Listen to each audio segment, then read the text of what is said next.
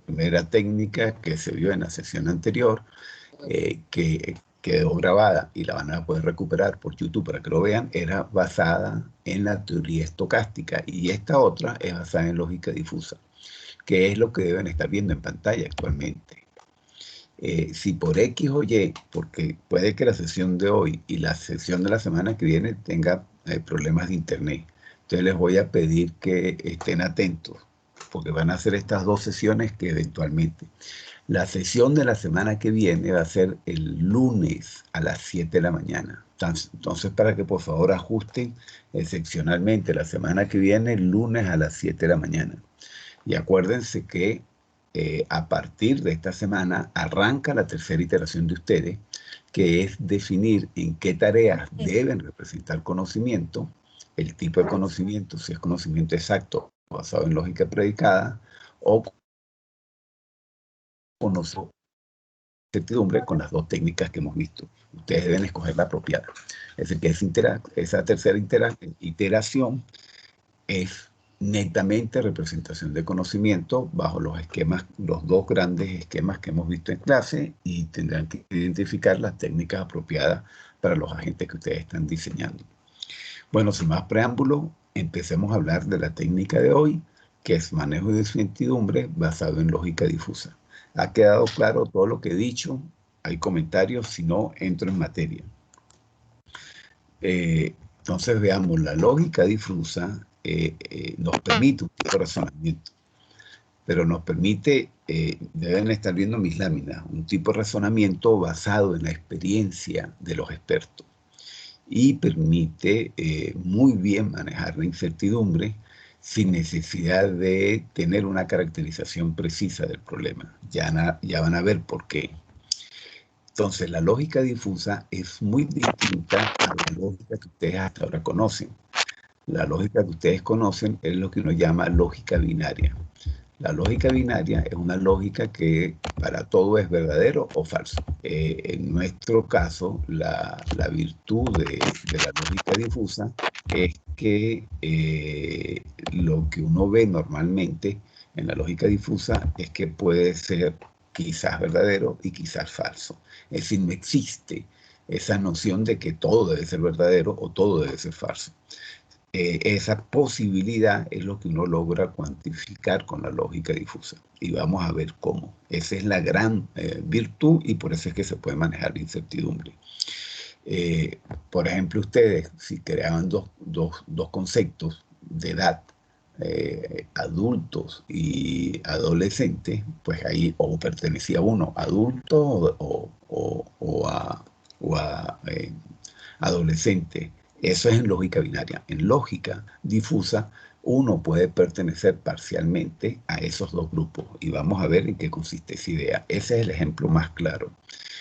Entonces, lo que es interesante en lógica difusa es que uno va a poder ahora establecer estas posibles valores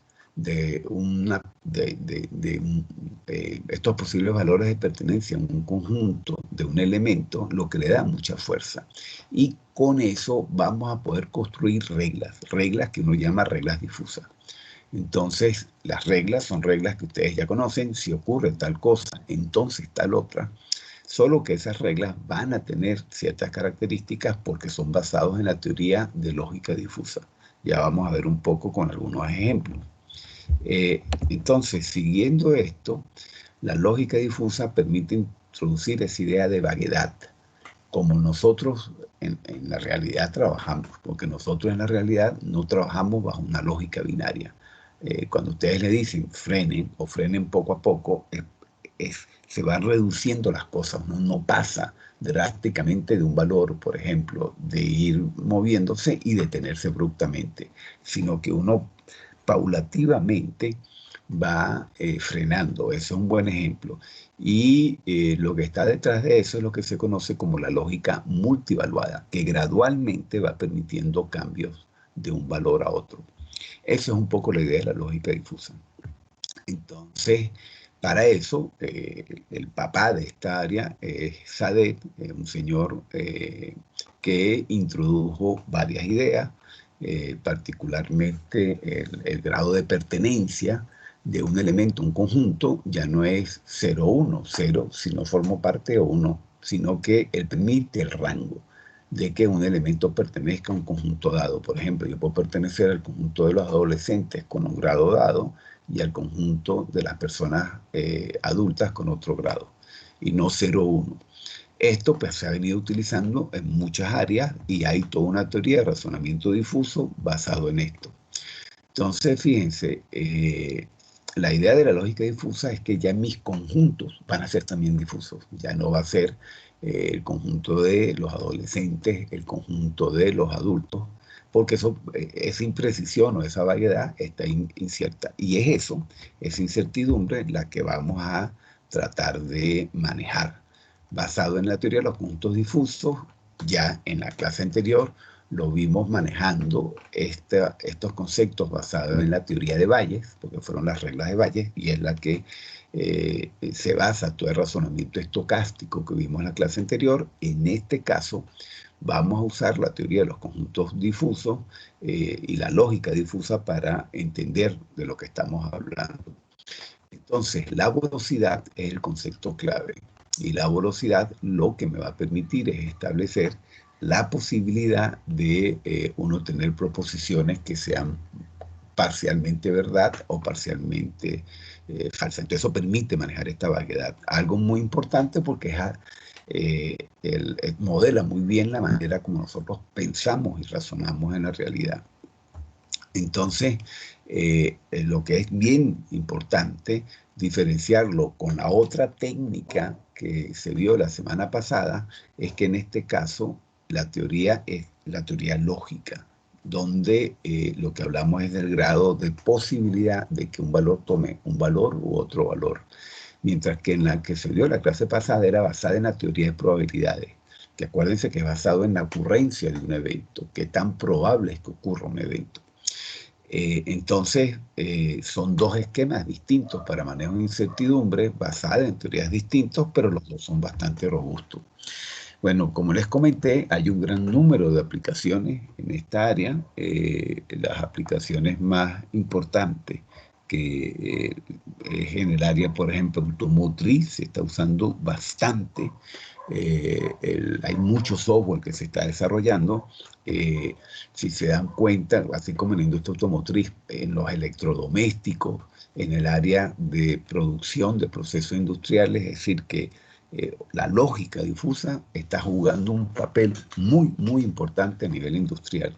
Prácticamente muchos aparatos que usamos tienen la lógica difusa implícita, como las neveras, como las cámaras profesionales y los vehículos también, todos sus sistemas de frenado y demás han venido introduciendo la lógica difusa para algunas de las tareas que se realizan, para que vean lo importante de este tipo de razonamiento en los procesos de toma de decisiones como los humanos. Sobre todo cuando hay mucha imprecisión, cuando hay mucho ruido. Y fíjense que lo que es interesante es que no se requiere de modelos matemáticos sofisticados, sino que todo se traduce en reglas, y van a ver esas reglas que sencillas son. Lo que es interesante entonces es que se reduce, en vez de expresar matemáticamente las cosas, todo se va a expresar a través de reglas que describen el fenómeno que se está estudiando.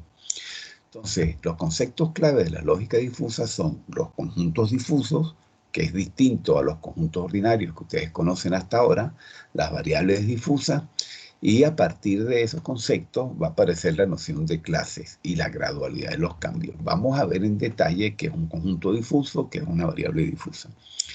Entonces, un conjunto difuso, a diferencia de los conjuntos ordinarios que ustedes conocen, se inspiran en la lógica multivaluada. Acuérdense que ya yo les había hablado de otro concepto que es el grado de pertenencia de un elemento a un conjunto. Esa es la base del conjunto difuso. Entonces, los conjuntos difusos usan esa noción de grado de pertenencia, lo que le permite ahora a un elemento de decir, este elemento va a pertenecer a este conjunto difuso con este grado de pertenencia, que es un valor entre 0 y 1. Es decir, que puede ser 0, 0.2, 0.7, 0.9 o 1. 1 cuando él pertenece completamente a ese conjunto. En los conjuntos ordinarios, los que ustedes conocen, hay los dos valores posibles, 0 o 1. Pertenezco o no pertenezco. Ahí no hay posibilidad, es decir, que no hay ese valor en el intervalo de 0 y 1 como en la lógica difusa. Este es el ejemplo de un conjunto ordinario. Pertenezco, pertenezco, pertenezco. Por ejemplo, en este caso, de 0 a 20 están todos los números que pertenecen a este conjunto ordinario, y de 20 en adelante esos valores de X no pertenecen a este conjunto. Eso no sucede en los conjuntos difusos. En los conjuntos difusos uno usa el grado de pertenencia para establecer, por ejemplo, en este caso X, qué tanto va a pertenecer a según un valor entre 0 y 1.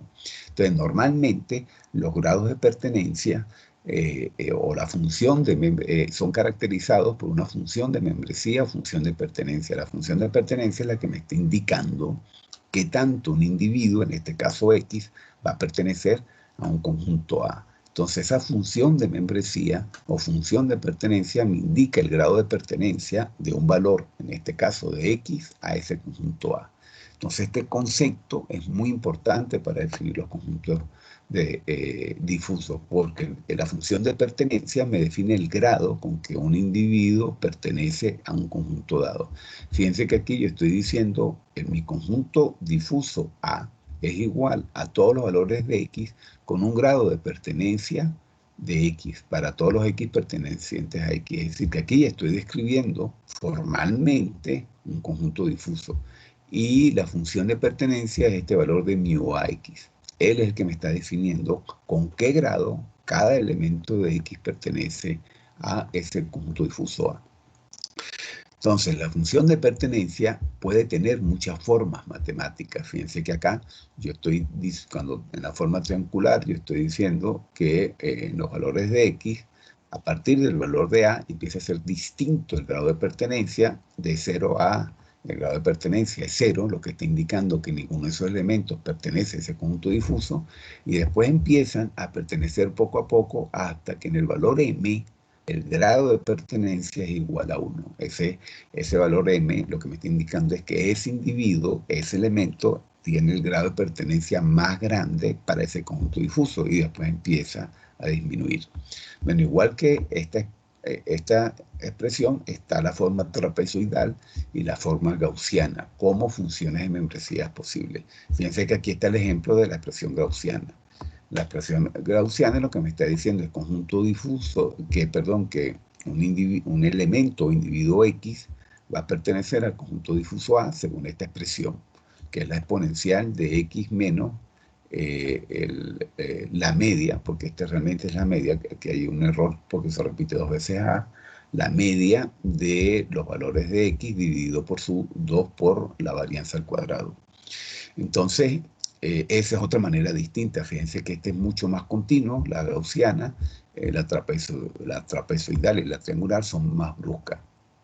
Eso es una gran ventaja porque le da mucha continuidad. Entonces, a grosso modo, lo que hemos dicho es que un conjunto difuso viene definido por un conjunto de elementos. Por ejemplo, el conjunto difuso de edad viene definido por... yo tengo aquí una variable difusa, porque realmente una variable difusa llamada edad, yo todavía no he definido que es una variable difusa, pero esta lámina me está obligando a hacerlo. Yo defino una variable difusa llamada edad, que varía entre 0 y 120. Y esa variable difusa está compuesta por dos conjuntos difusos, uno llamado joven y otro viejo. Y para cada uno de ellos, yo defino su función de membresía. Entonces, para joven, esta es la función de membresía que ustedes están viendo acá, una expresión matemática, y para el conjunto difuso viejo es esta otra. Aquí, a grosso modo, ustedes pueden ver, sin dar detalle de esta expresión, que, por ejemplo, para los individuos, en el caso del conjunto difuso viejo, para los elementos entre 0 y 40, el grado de pertenencia es igual a 0. Es decir, que ninguno de los valores entre 0 y 40 de X son elementos que van a pertenecer al conjunto difuso viejo. Esta expresión, pues, es mucho más complicada que las que les di acá. Pero lo que es importante es que cada conjunto difuso de una variable difusa tiene que tener su propia función de membresía, que me va a determinar qué individuos en algún momento dado pertenecen a un conjunto difuso o no. Entonces, fíjense que en el ejemplo anterior teníamos el conjunto difuso edad, que es lo que ustedes están viendo acá, ese conjunto, perdón, la variable edad, corrijo, la variable difusa edad, que está compuesta por 3 conjuntos difusos, joven, adulto y viejo. Cada uno de ellos tiene su propia función de membresía, que en algún momento dado permite establecer cuando un valor dado de X pertenece a un conjunto difuso o no. Entonces, por ejemplo, para la edad igual a 24, ese valor de 24 de ese individuo me está indicando que ese individuo pertenece al conjunto difuso de adulto con un grado de pertenencia de 0.4 y pertenece al conjunto difuso de joven con un grado de pertenencia de 0.6. Aprovecho acá para hacer 2 acotaciones. La suma de los grados de pertenencia no tiene que ser igual a 1, porque esto no tiene que ver con probabilidades. Acuérdense que antes ese valor a 1 de una variable era obligatoria, es decir, los posibles valores que una variable podía tomar, cuál era la probabilidad que él tomara esos diferentes valores, y eso sí tiene que sumar a 1 en la teoría de probabilidades. En este caso, no. Yo puedo pertenecer, por ejemplo, a un conjunto difuso con un valor de 0.8, a otro conjunto difuso con un valor de 0.6 y a un tercer conjunto difuso con un valor de 0.4. Si yo lo sumo, eso me va a dar mucho más que 1. También me puede dar mucho menos que 1. Entonces, esa es una buena acotación que también lo diferencia de la teoría de probabilidades. Este es un primer aspecto. Entonces, este es un buen ejemplo porque aquí he presentado una variable difusa, que es edad, la cual está compuesta por 3 conjuntos difusos, y cada uno de esos conjuntos difusos tiene su grado de pertenencia para determinar cuándo un elemento pertenece a un conjunto difuso o al otro o a varios. Bueno, entonces, este es otro ejemplo de conjunto difuso, pero este es de velocidad. Entonces, la variable difusa es velocidad. Yo ahora divido esta variable difusa en 3 conjuntos difusos, uno bajo, medio o rápido, cada uno de ellos compuestos por diferentes funciones de membresía para determinar cuando un individuo pertenece a cada uno de ellos. Y fíjense que, por ejemplo, para el valor 55, ese valor 55 para el conjunto difuso bajo va a decir que pertenece a su grado de membresía de 0.25 y para el medio también 0.25, mientras que para rápido su valor es 0. Es decir que este es un buen ejemplo que me está indicando cómo un valor dado llamado 55 pertenece a 2 conjuntos difusos y fíjense que su suma es menor que 1. Bueno, entonces este es un segundo ejemplo de una variable difusa. Entonces, las variables difusas o variables lingüísticas son variables que me caracterizan algo de mi realidad. Por ejemplo, la edad, la velocidad.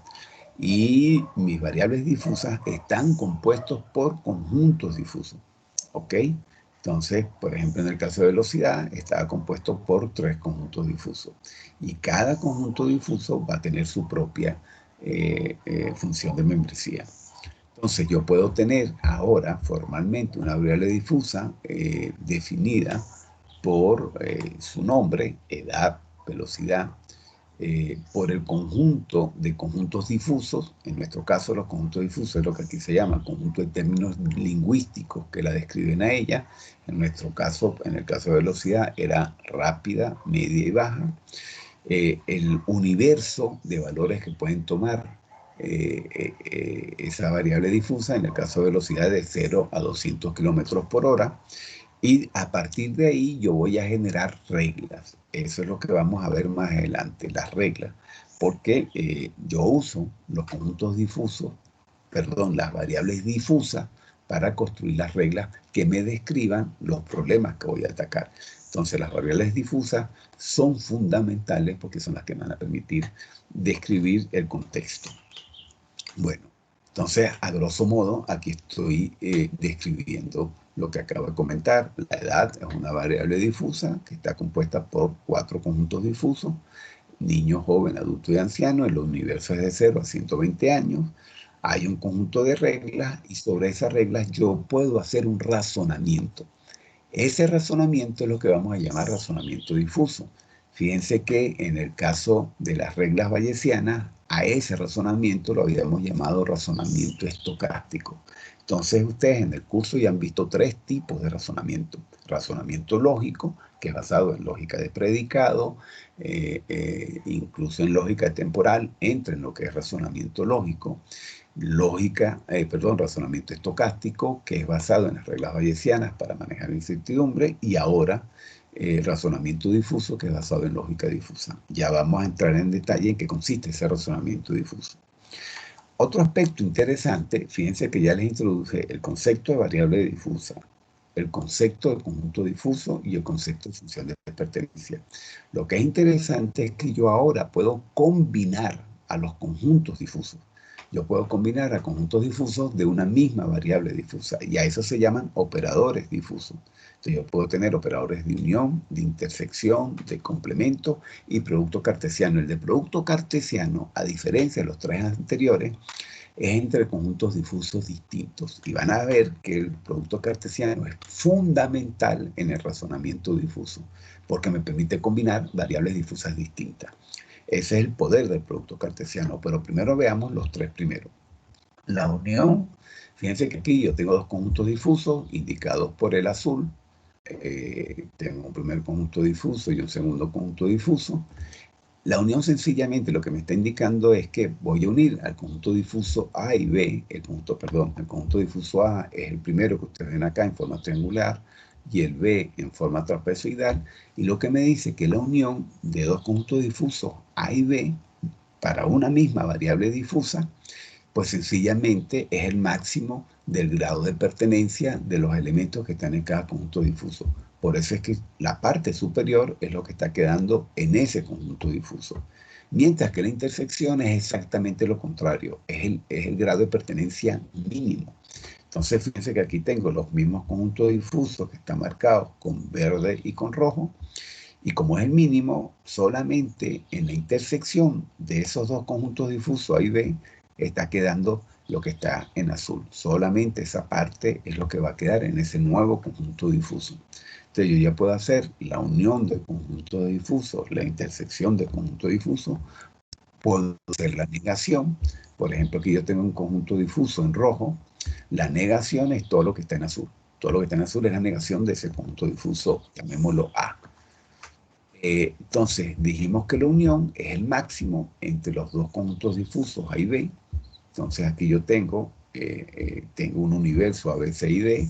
Para A, estoy diciendo que A minúscula, el grado de pertenencia es 1. Para B, el grado de pertenencia es 0.7. Para C, 0.3. Entonces, aquí estoy describiendo los grados de pertenencia de los diferentes elementos A, B, C y D sobre el conjunto difuso A, sobre el conjunto difuso B, hago lo mismo, y acuérdense que lo que dijimos es que es el máximo. Entonces, cuando hago la unión del conjunto difuso A y B, en el caso de A el máximo es 1, en el caso de B el máximo es 0.9 y así sucesivamente. Es decir, que aquí, lo que estoy marcando acá, es la unión del conjunto difuso A y B.